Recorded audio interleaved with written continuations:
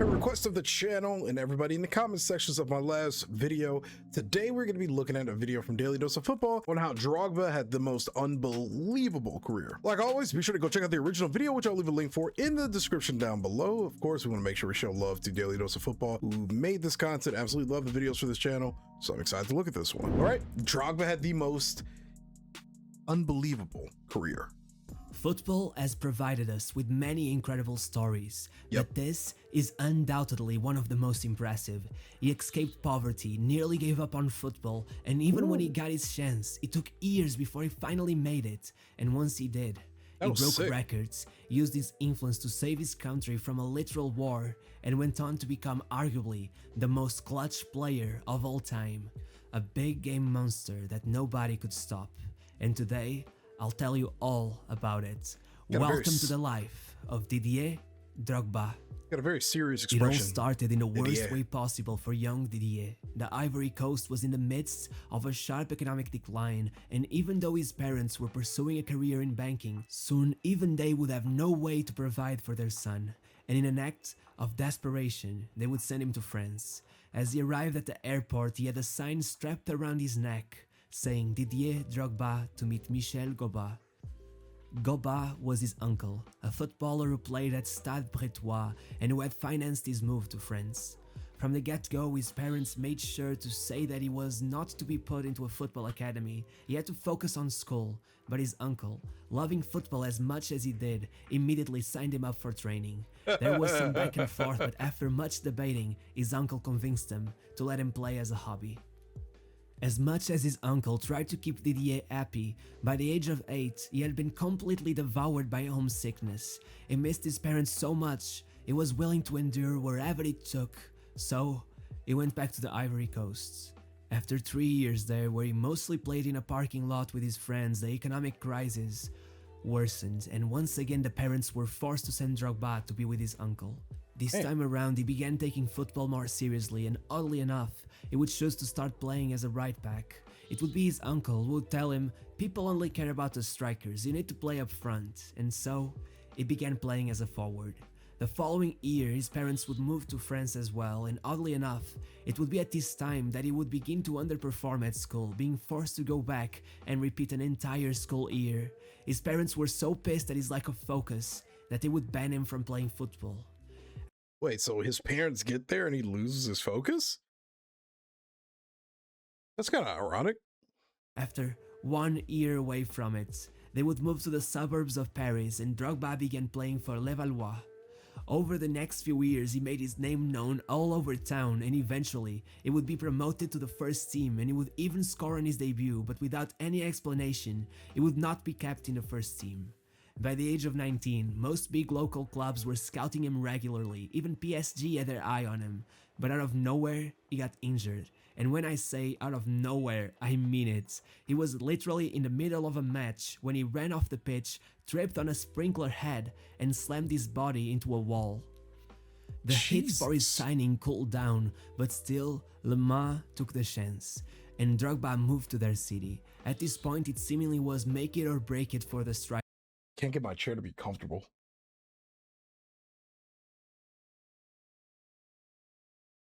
Okay. Sorry. And everything just went wrong. Over the next 2 years, he fractured 2 of his metatarsals, his fibula, and his ankle. Drogba was in his 20s without any prospects of a career in football, and with his first son on the way, he soon decided to focus on his studies instead. By the age of 21, Drogba had finished his accounting degree, and fun fact, by the way, apparently even to this day, he is still enrolled as a certified accountant, which is hilarious. At this point in time, life would throw him a curveball. As he seemed closer and closer to giving up on the dream rather than pursue it, Le Mans decided to, after only 2 competitive games in a previous season, offer him his first professional contract. There was some hesitation, but Drogba had to take it, and so, on his first season, he would score 7 goals in 32 matches. Not bad. These numbers weren't the most impressive, and an injury over the preseason would see his spot being taken over by another player.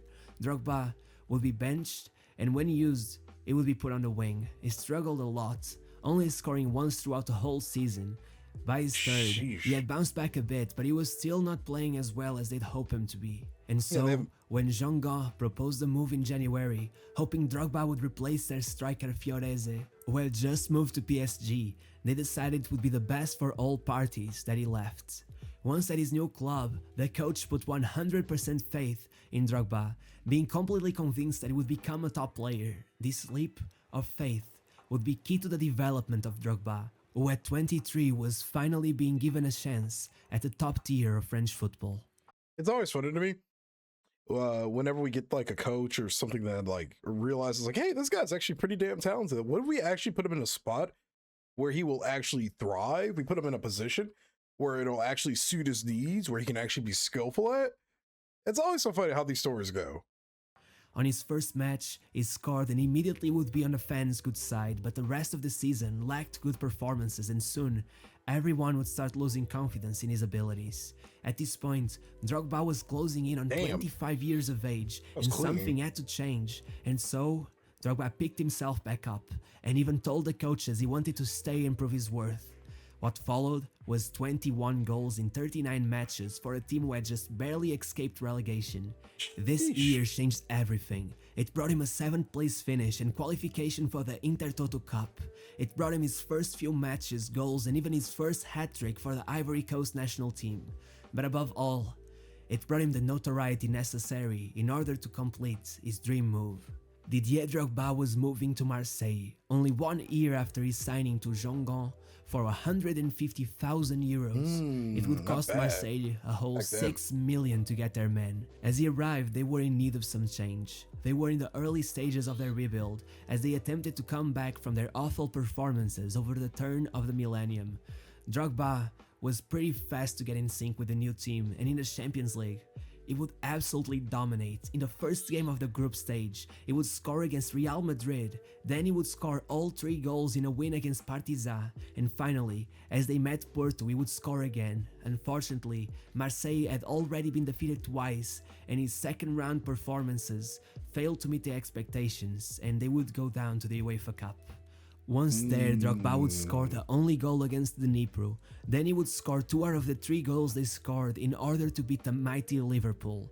Even as Drogba missed the second leg against Inter, he would make sure to score the only goal in the first leg, and in the semi-final, he would score both goals against Newcastle. Marseille had made their way to a final while scoring a total of 8 goals in 6 matches. That's impressive. And 6 of them had been scored by Drogba. Only made more impressive by the fact that out of the 2 goals that weren't scored by him, one of them was scored in a game he didn't even play in. To say he had been essential so far would have to be a joke. He had been everything for Marseille. Unfortunately, in the final against Valencia, the goalkeeper Fabien Barthez would give away a penalty and get sent off in the last minutes of the first half, and from then on, it was pretty much game over for Marseille. Regardless, Drogba had finished the season with an incredible 32 goals, and so, the man who just 2 years prior to this was playing in the second tier, was now the UEFA Cup top scorer, a UEFA Cup finalist, and the target of a £24 million bid from Chelsea that Marseille just couldn't refuse. I can't help but giggle every time I see this dude on screen now, bro. What do you get sent off for? I mean, come on, man. Like, you got to keep your cool in those kind of situations. Was it a red card? Was he acting like an ass? How'd he get sent off? This sort of meteoric rise to fame is normally associated with young players, but Drogba was 27 already. He had no time to waste. That's still Over pretty his young. first 2 seasons, his goal-scoring tally wasn't the most impressive, but he was already showing 2 of his most talked about traits. He seemed to love the Champions League, scoring much more frequently in that specific competition, and he was clearly a player for the biggest of stages. His most notorious moments would come as he scored twice against Bayern in the quarterfinals of the Champions League, and an extra time goal to clinch the Carling Cup against Liverpool in the first season, and then scored 2 to give his team the win. The what cup? What do you call it? He said it earlier. What is it called? Against Bayern in the quarterfinals of the Champions League, and an extra time goal to clinch the Carling Cup against Liverpool. Carling Cup. What the heck is that? Okay, so that was what the EFL Cup used to be called. Got you. His most notorious moments would come as he scored twice against Bayern in the quarterfinals of the Champions League and an extra time goal to clinch the Carling Cup against Liverpool in the first season, and then scored 2 to give his team the win over Arsenal in the Community Shield and won the award for most assists in the league in his second year. Besides this, and even though the league seemed to be the competition in which he shined the least, is still to come 2 Premier League titles, which is always very nice. Right. But sometime between these 2 seasons, something incredible happened.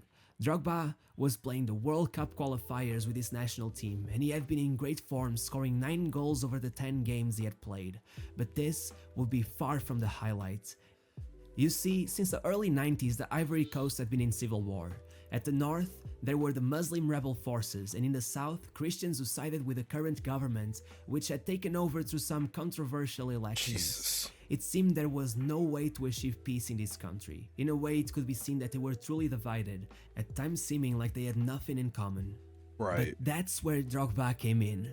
As the post-match interview took place, he requested the microphone, gathered his teammates, and began addressing the people of the Ivory Coast, saying, "Men and women of Ivory Coast, from the north and the south, we prove today that all Ivorians can coexist and play together with a shared goal, to qualify for the World Cup. We promise that the celebration will unite the people. Today, we beg you on our knees." And at this very moment, Drogba signaled to his teammates and they all kneeled down in protest while staring at the camera.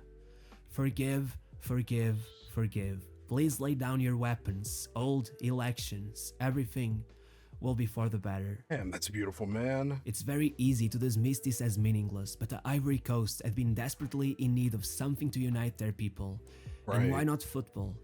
As Drogba, a man from the south, let out these words, he had the arm of Kolotore, a Muslim man from the north, wrapped over his shoulders. As players living abroad, they saw their homeland as one, when the people who were there failed to see it as such. Their words did not go unheard. Before the 2006-2007 season, Drogba would once again come in action for the Ivorian national team, scoring in 3 out of the 5 matches as they eventually lost out to Egypt in the final of the African Cup of Nations. Despite this upset, this season would be his first to be deemed legendary, and oddly enough, it would be his league performances that would stand out the most. Drogba would score 20 goals in the league and take the Golden Boot for the first time in his career.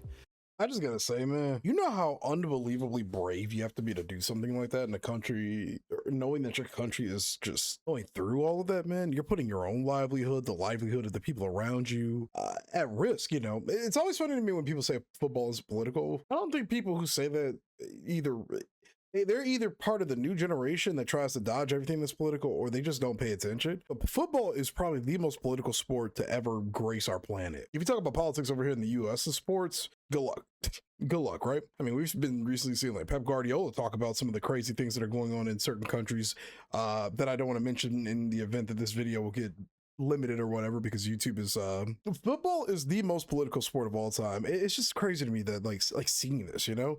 I'm not used to seeing this kind of level of extreme bravery in a sport, to be honest. We had the thing with like Colin Kaepernick when he like stood on one knee and didn't stand for the American flag or the American national anthem, which I thought was insane, like in a good way. To see people literally stopping wars by uniting people of different religious beliefs, that's beautiful, man. Especially for the black folk. Especially for the black folk, man. I love seeing that, especially for Africa, Ivory Coast, Africa. Seeing stuff like that, it's just beautiful. I love it. Unfortunately, Chelsea would still miss out on the title by 6 points. But to make up for this disappointment in the league, Drogba would score both goals in the Carling Cup final against Arsenal and the only goal in the FA Cup final against Man United to bring both trophies to the bridge. As you might have realized by now, Drogba really liked to score in finals.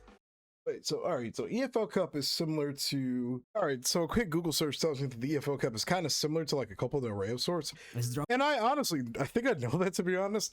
Once again, I've said this in some previous videos, there are just so many different cups to keep track of.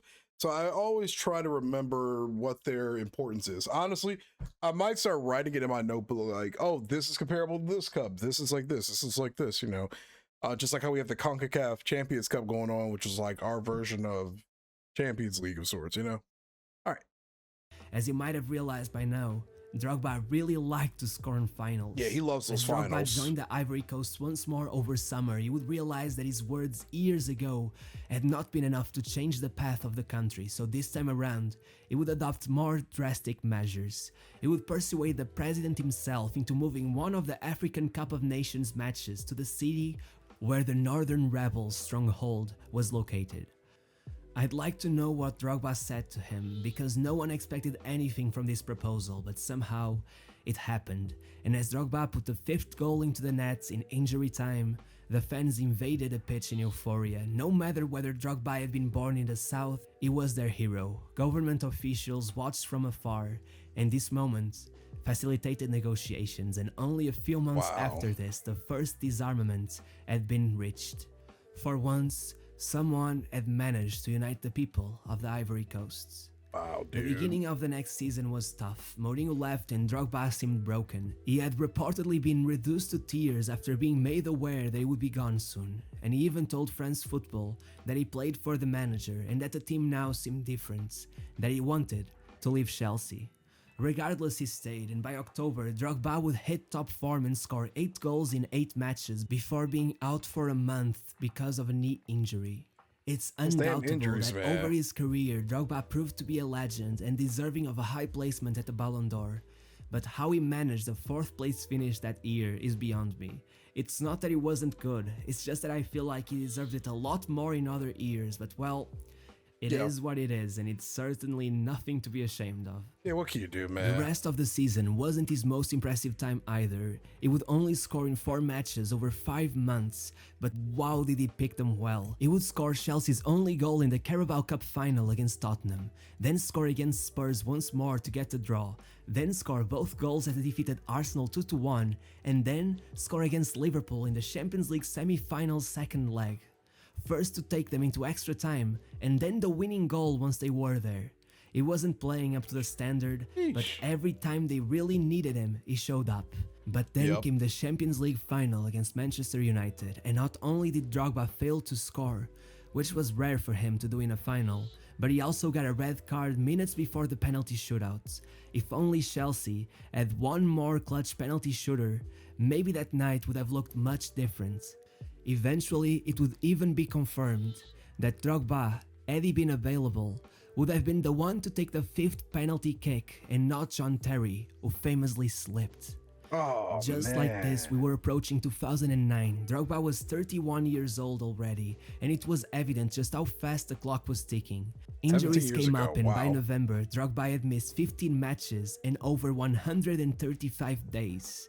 By the time he was back, Anelka had taken his place in the team, and only in February, by the time Gus Hiddink had taken over Scolari's spot, would Drogba get it back. Impressively, from the first time he played a full 90 under Gus Hiddink, he started performing, scoring 9 goals over the next 11 games, including goals in all 4 Champions League matches he played against Liverpool and Juventus. He loves that Champions League, bro. Unfortunately, in the semi-finals, Barcelona would beat them on away goals in an incredible matchup that saw the referee refuse penalty appeal after penalty appeal, and eventually spawned the famous clip of Drogba yelling at the cameras that the match had been a disgrace. This match would become one of the most famous refereeing scandals of all time, and it's still frequently referenced to this day.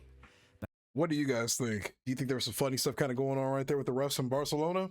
I said it as a guy who likes Barcelona, but I am curious. I didn't get a chance to witness all of this history. Was it weird? Was it questionable? Were there bad decisions being made? Let me know.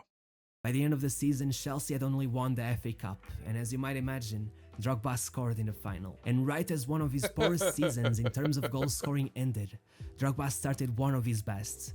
Over the 2009-2010 season, he would score 37 goals in 44 matches playing under Carlo Ancelotti. These included 2 goals against Atletico to tie the away match in the UCL group stage, 4 against Arsenal in the 2 league matches they played, 1 to give them a late win over United, and finally get Chelsea to first place in the league, and another one to give them the win in the final of the FA Cup.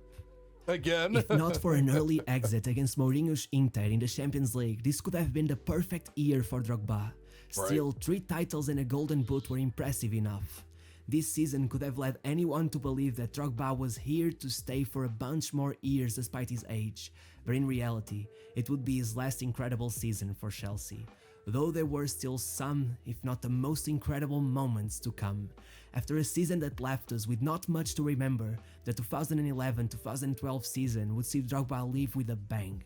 He would only play 2 group stage matches in the Champions League and would still manage to score the only goal against Leverkusen and get 2 goals and 1 assist in the 3-0 win over Valencia. Then, in the last 16, he would get the first goal as Chelsea started an incredible comeback against Napoli, and eventually, he would even assist the winner on extra time. In the first leg with Barcelona in the semi-finals, he would score the only goal. Still, this was a narrow margin, and with 2009 still very fresh in everyone's memory, no one was surprised once Barcelona had gone 2 goals in front at the Camp Nou, but then, suddenly everything went Chelsea's way. Messi missed a penalty, Ramirez scored, and then out of nowhere, as Chelsea seemed bound to concede the third, Fernando Torres on the counter-attack sealed their spot in the Champions League final against Bayern. Once again, Chelsea were far from favourites, and though they held on for a while, on the 83rd minute, Muller scored. It seemed like a done deal to most, but not to Drogba, and so, as he had done so many times, he scored in a final to make sure Chelsea stayed afloat. This was the most important goal of his career. On extra time, Shez saved the penalty. On the shootout, Schweinsteiger missed, and this time around Drogba was there to take his penalty, and so Chelsea had to become champions of Europe in what would be Drogba's last match for the club. Following this, Drogba would join Shanghai Shenhua, though he would only play 11 matches before moving on to Galatasaray. I never thought about Greenland having football teams, actually. I know football is literally everywhere, but never thought about that. What the heck is the tier system for Greenland football? Where the hell do they rank at in this world? What a way to end a career, or basically end your career. Wow. Oh, dude, you can't write stories better than that. I'm happy for him. Shenhua, really happy though he would for him. only play 11 matches before moving on to Galatasaray. An incredible club with a history of taking in stars and providing them with the fire needed to go a few more years. As he arrived, Drogba was still a European champion and he was welcomed like the king. It truly was. Joining a squad with the likes of Schneider, Altintop, Muslera and Eboué. The same old story would follow him to Turkey. He wouldn't score that many, but when they needed, he always did. On his debut, his goal made a difference as they won 2-1. The next time he scored twice to give them the win again. Then he scored against Real Madrid and they won again. And in the only other match he scored that season, once again he scored twice to put them in front 3-1. In his second season, he started by scoring the only goal in the Super Cup against Fenerbahce, then scored to tie the match against Antalyaspor, and scored and assisted as Galatasaray tied with Juventus 2-2. These performances are just not normal. He only scored when he needed them the most. It's freakish, to say the least. Drogba was the ultimate mentality monster. Over the rest of the season, he scored and assisted on another 10 occasions, even giving them a win over Juventus in the process. Everyone would have loved to see this relationship continue. It was a joy to see, especially for the Galatasaray fans. But then came his victory lap. Mourinho had joined Chelsea once again, and he didn't hesitate to call up Drogba and get them back together for one more season. After all, given these performances, who cares if he's 36? Drogba would play as a super sub, and in the first few months he was amazing, at one point even scoring or assisting 8 times in 11 matches despite playing just 505 minutes. That averages out to a goal or assist every 63 minutes. Absolutely world class. Over the second half of the season he became less and less necessary, and by then, even though Chelsea would win the Premier League, he would announce his departure to the MLS. His first season there would be incredible, scoring 12 goals in 14 matches, but over time he lost his ambition, and 4 seasons later, he had officially retired.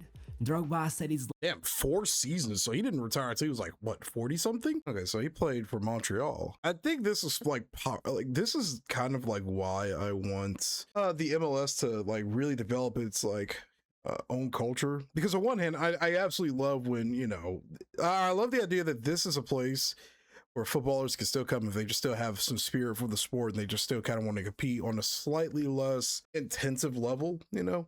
I do kind of feel weird about like considering that everything we have here is just kind of like a retirement league, which is why I'm happy to keep up with the crew, because aside from Andre Gomes, who we just picked up, we don't really have too many players that are coming in right now from other leagues globally that are just like kind of looking for like a victory lap or like a retirement. And again, this is no slight against him whatsoever, but this is why I think things like the USL are going to be important, whatever relegation and promotion and relegation system they're going to invent. I also like I like that we're starting to see more stars show up here that are just being developed on more of a local natural level. Now, we do have a problem with a lack of proper youth academies, a lack of a proper structure still with the MLS to a degree.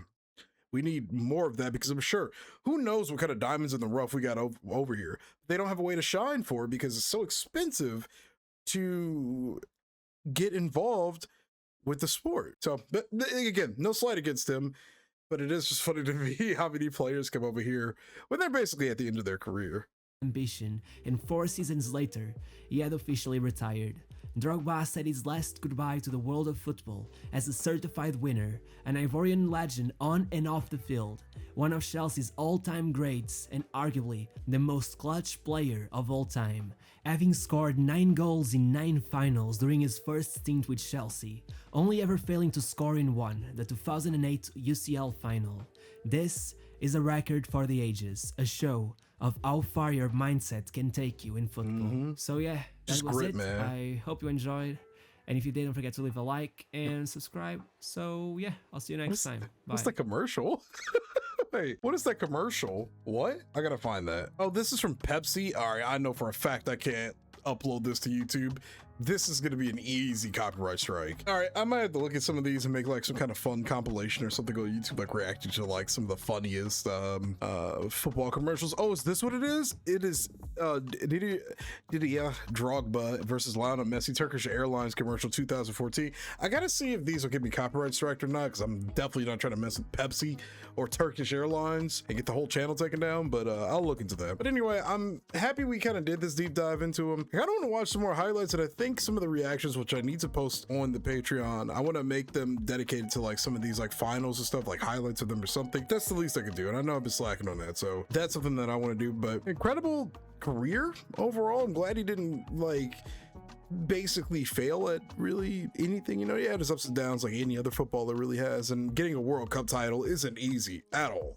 It's the hardest thing you can do as a footballer. I'm still happy that he ended up getting that dream of winning a Champions League, scoring in a Champions League final, on top of all of the other really cool things that he just did as a person, you know? Incredible stuff. I love these little documentaries, especially from Daily Dose of Football. But thank you, dude, for always making some of the best content out there so people like me can watch and enjoy it. That was Didier Drogba had the most unbelievable career from Daily Dose of Football. Be sure to go check out the original video, which I'll leave a link for in the description down below. Once again, we love Daily Dose of Football over here. Also, I know it says I'm not subbed to him. I am subbed to him, actually. I'm on a different account right now, but I absolutely love his videos, man. Cool dude, commented under one of my videos a few months ago. Hope to see him comment under another once again. I don't know if it really classifies as my video because it's reacting to one of his videos, but you guys get the point. But anyway, guys, thanks for watching. Let me know what you thought about the reaction in the comments down below, and be sure to hit that like button and subscribe if you're new to the channel if you want to see more football reactions and other future football content that I have planned. Thanks for watching. This is your boy Jay. I'll see you later. Peace.